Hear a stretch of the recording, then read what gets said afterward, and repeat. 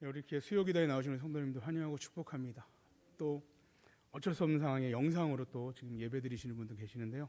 정말 큰 은혜 받으시기를 축복합니다. 오늘은 이제 욥기에 대한 말씀인데요.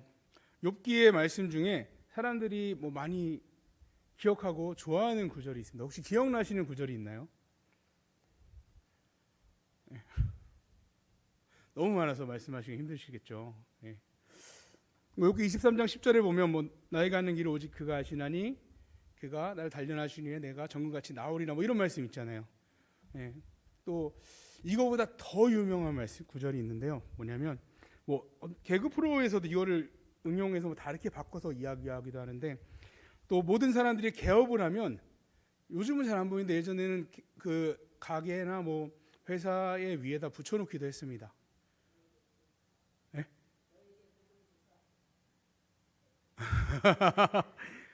예. 내 시작은 미약하였으나 그 끝은 창대하리라. 너무 좋은 말씀이죠. 예. 복 주신다는 말씀이잖아요. 지금은 조그맣게 가게를 하고 있지만 나중에 이제 분점도 생기고 이렇게 확장 돼간다 그런 이야기죠. 근데 이 말씀은요, 하나님을 믿는 우리 하나님의 백성에게 성공을 주시겠다라는 약속의 말씀이 아닙니다. 잘 읽어보면요, 욥의 친구, 욥을 위로하러 왔던 친구들 중에 수아 사람 빌닷이 한 얘기예요.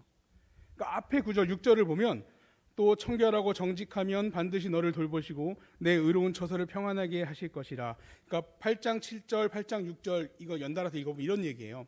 네가 청결하고 정직하게 지금은 그렇지 못했지만 행한다면 반드시 하나님께서 너를 돌보실 것이고, 그리고 네가 지금 미약하지만 창대하게 하실 것이다 라는, 어떻게 보면 약간 조롱하는 말로 들릴 수도 있어요. 비판하는 말.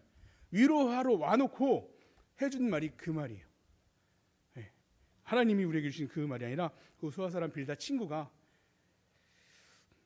네가 다시 말하면 청결하고 정직하지 못했기 때문에 이런 일이 일어난 거야.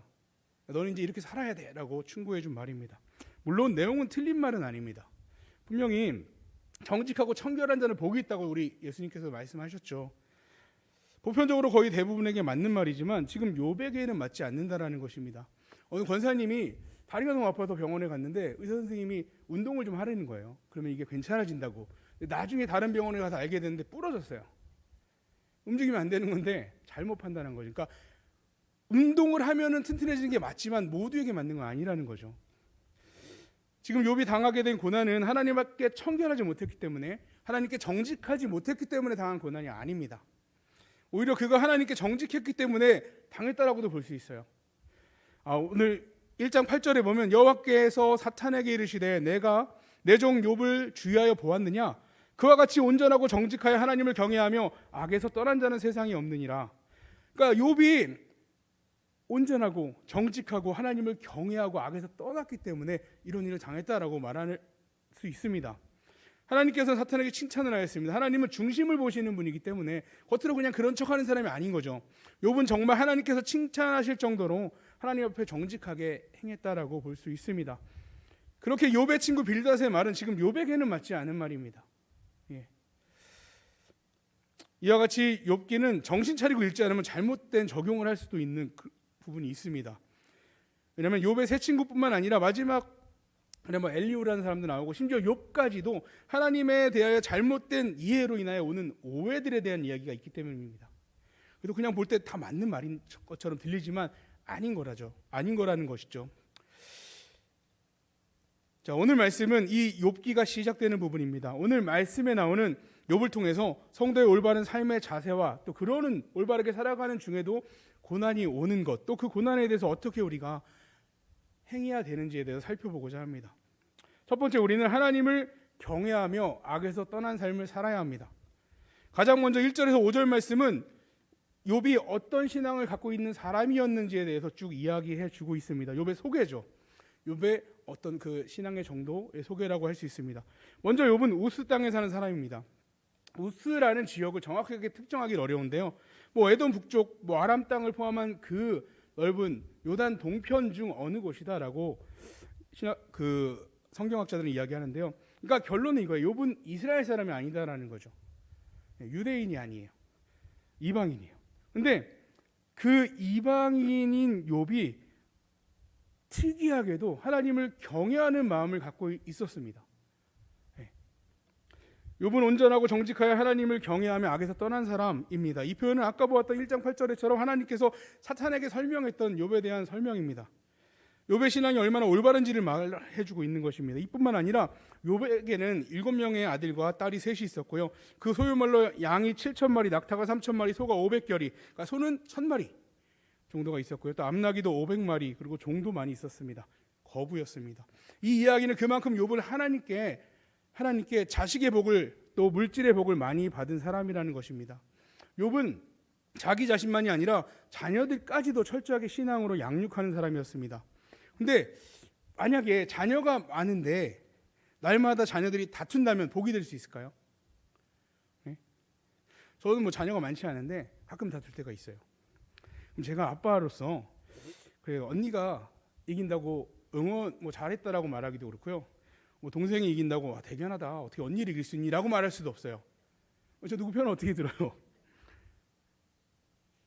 그냥 그 다투는 것 자체가 너무 마음이 아픕니다. 굳이 그럴 필요 없는데 그런 일이 어쨌든 생깁니다.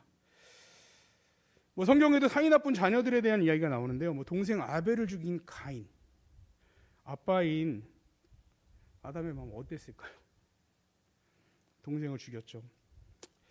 또 동생 요셉을 노예로 팔아버린 형들의 이야기, 참 어떻게 보면 원수 같은 자식일 수도 있어요.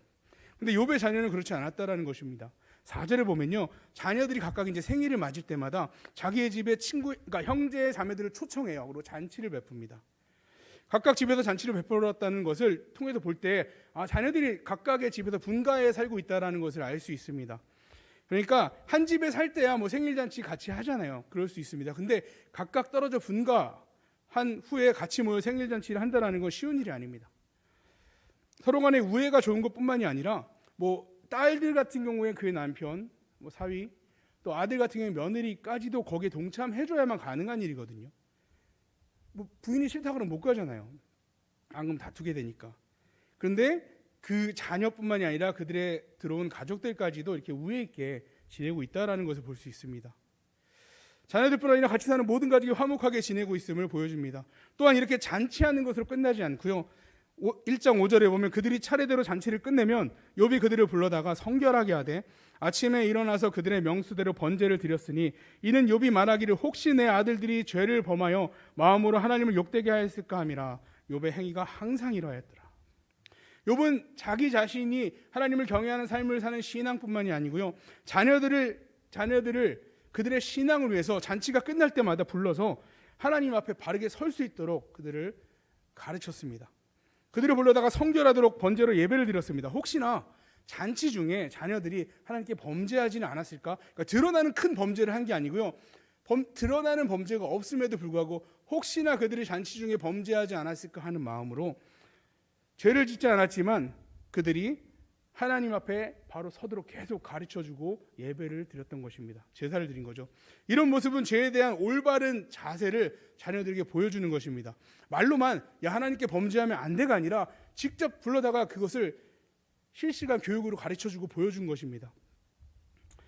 말로는 하나님 말씀에 불순종하면 안 된다고 자녀들에게 말하면서 주일 성수하지 않고요, 뭐 예배 끝나고 집에 가서 다른 사람을 비방하거나 뭐 이런 일을 한다면 교회에서는 신앙 좋은 척 보일 수는 있지만 아이들이 불꽃 같은 눈동자로 부모의 모습을 봅니다. 그래서 정말로 신앙생활을 어떻게 해야 되는지를 말로 배우는 게 아니고요, 그 모습을 보고 배운다는 것입니다.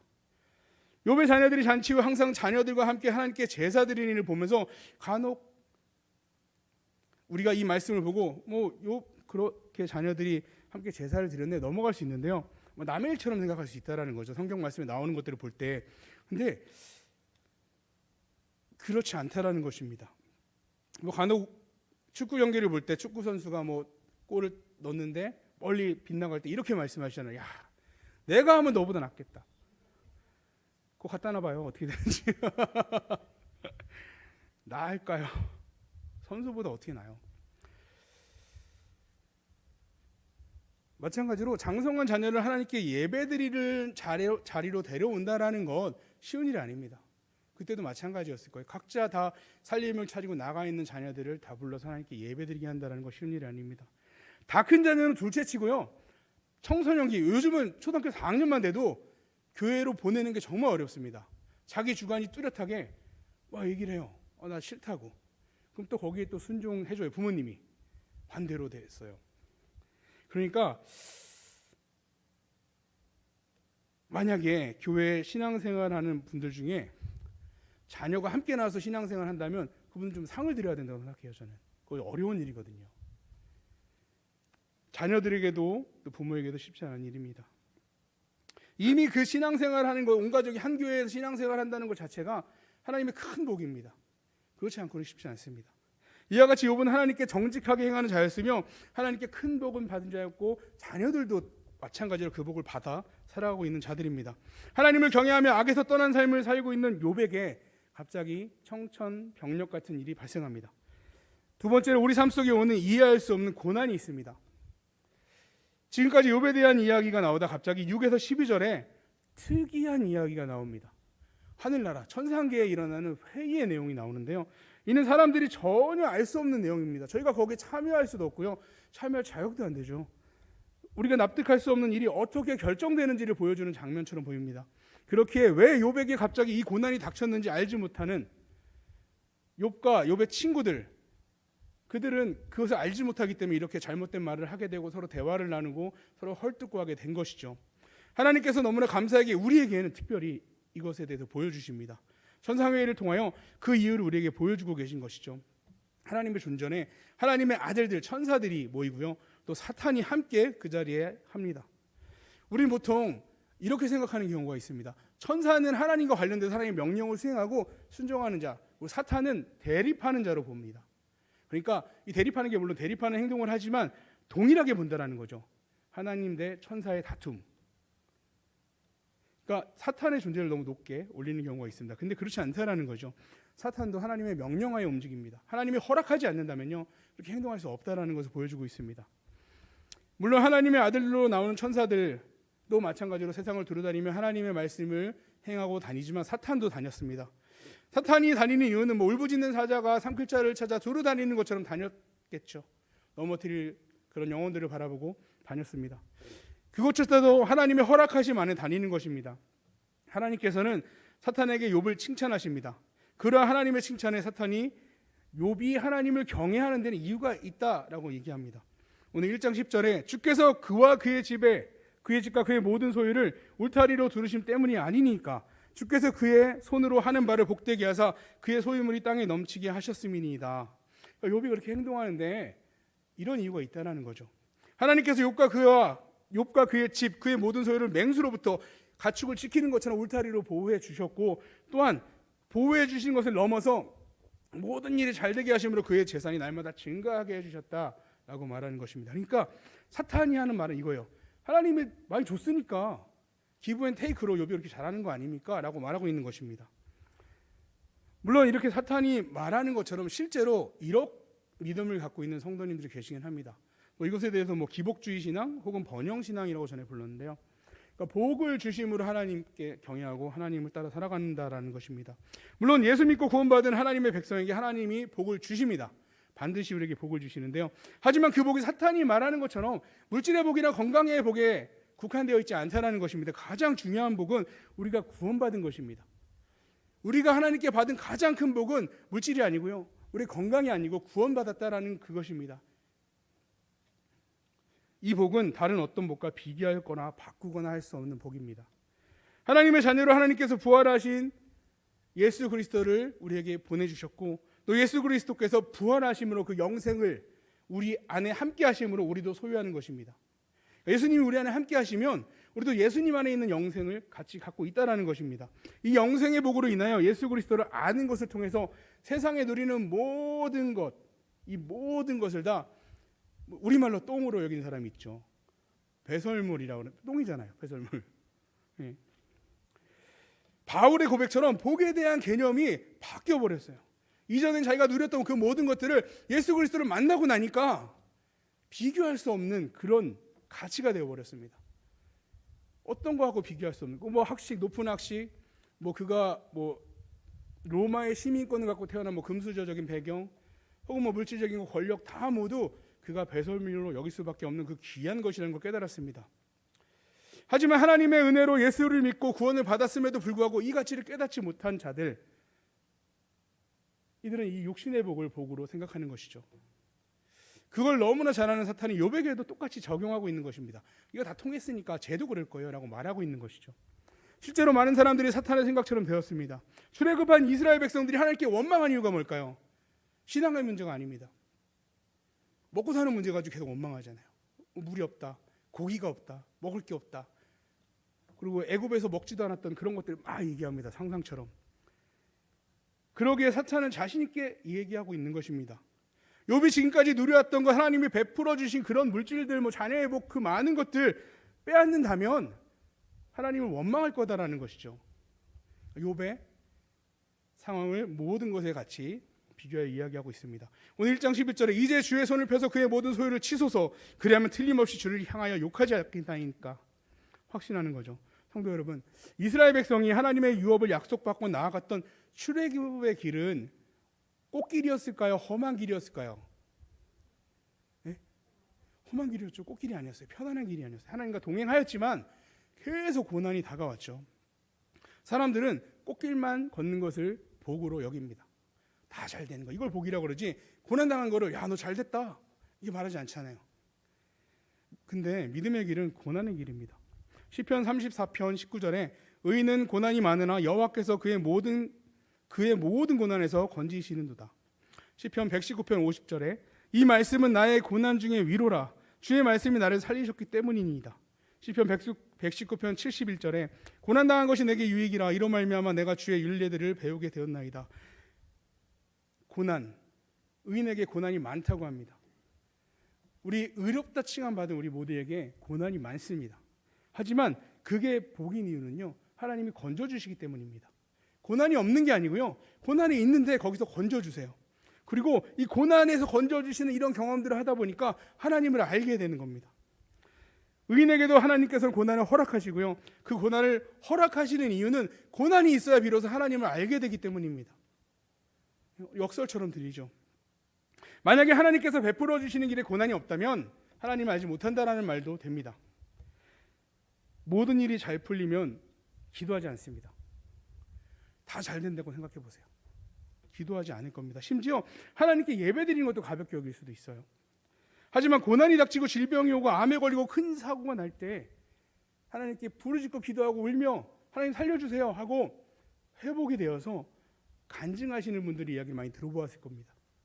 그 간증을 할 수 있었던 건 고난 때문입니다. 만약에 고난이 없었다면, 만약에 평탄하게 신앙생활 하다가 믿음생활 하는 분들에게 하나님에 대해서 고백해 보십시오 하면 잘 할 게 없어요. 잘 없는데 기도 제목도 없고 이런 경우가 많아요. 근데 고난을 크게 한번 당하신 분들은 하나님에 대해 고백할 게 있어요. 그 하나님이 나를 살려주신 하나님이다. 내가 암에 걸려서 죽어가는데 의사도 3개월밖에 안 남았다고 그러는데 살려주신 분이 하나님이다 라고 고백할 것이 있는 것이고, 하나님을 알게 되는 것입니다. 치료해 주시는 분, 고난에서 건져주시는 분이라 고백할 수 있습니다. 어찌 보면 고난은 하나님을 바로 알 수 있는 좋은 기회입니다. 입에 쓴 약이 질병을 치료하듯이 우리의 고난을 통해서 하나님이 누구신지 깨달을 수 있다는 것입니다. 욥은 의로운 사람으로 하나님께서 칭찬하셨지만 이 고난을 통해서 결국 하나님을 더 잘 알게 되는 결과를 맞이합니다. 욥기 42장 5절에 내가 주께 대하여 귀로 듣기만 하였사오니 이제는 눈으로 주를 배움나이다. 아멘. 이전에는 말씀으로 듣는 그 하나님을 바라보고 하나님에게 정직하게 행했지만 고난을 겪고 나니까 말로만 들었던 하나님이 아니라, 율법으로만 알려줬던 하나님이 아니라 정말로 눈으로 내가 바라보는 그 하나님을 경험하게 되었다는 고백입니다. 정말 하나님의 말씀을 직접적인 계시로 듣고 나의 말씀으로 듣고 또 그의 영광과 능력과 건세가 어떠한지 피부 깊이 깨닫게 되었다는 고백입니다. 우리 성도님들은 정말 이러한 고난이 없더라도 하나님의 지혜로 하나님의 말씀을 그냥 기록된 말로만 듣는 것이 아니라 나의 삶에 직접적으로 영향을 끼치는, 나의 삶에 직접적으로 인도하시는 하나님의 말씀으로 받으시기 축복합니다. 결국 사탄의 참소로 욥은 엄청난 고난을 당하게 됩니다. 모든 재산만이 아니고요, 자녀들이 죽임을 당하고 심지어 아내마저도 하나님을 욕하고 죽어버려라고 말합니다. 저주하는 거죠. 이와 같이 욥에게 하나님께서 허락하신 고난이 닥쳤습니다. 세 번째로 이러한 고난이 올수록 우리는 하나님을 더욱 신뢰해야 합니다. 고난을 당하는 자의 자세입니다. 사탄이 욥에게 고난이 온다면 분명히 하나님을 원망할 것이라고 확신했습니다. 하나님이 주신 그거 다 걷어가 버리면 욥은 분명히 원망할 거예요 라고 말했습니다. 하지만 이 극심한 고난에도 욥은 하나님을 원망하지 않았습니다. 욥은 겉옷을 찢고 머리털을 밀고 땅에 엎드려 예배하였습니다. 이것은 자신의 그 비탄한 심정을 하나님께 아뢰는 행위입니다. 그 비통해하는 것으로 끝나지 않고요, 사람을 찾아가서 하소연하는 게 아니고요, 하나님께 아뢰는 거죠. 진정한 도우심이 어디에서 오는지 알고 있는 자입니다.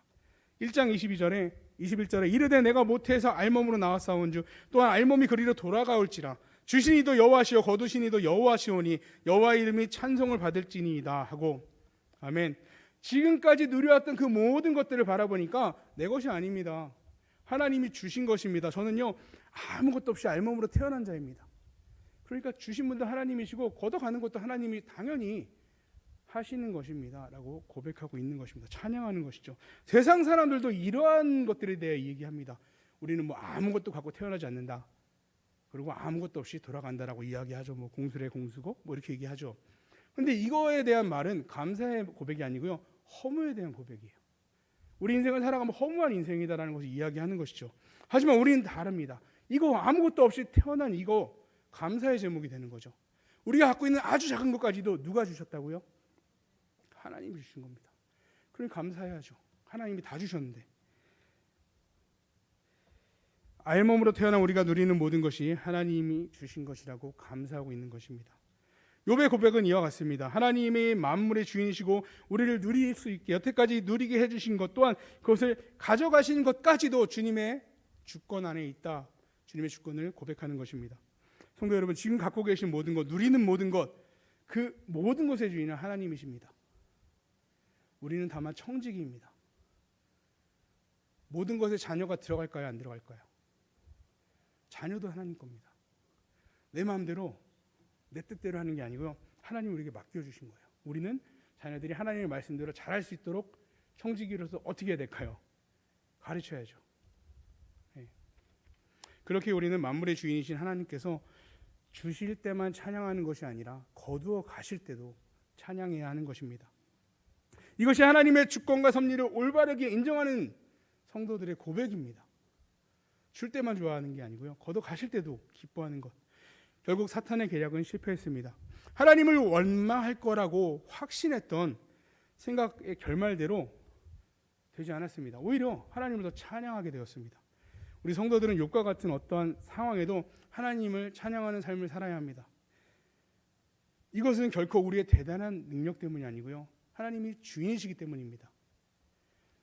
하나님께서 우리의 주인이심을 인정한다면 비로소 우리는 고난에도 감사할 수 있습니다.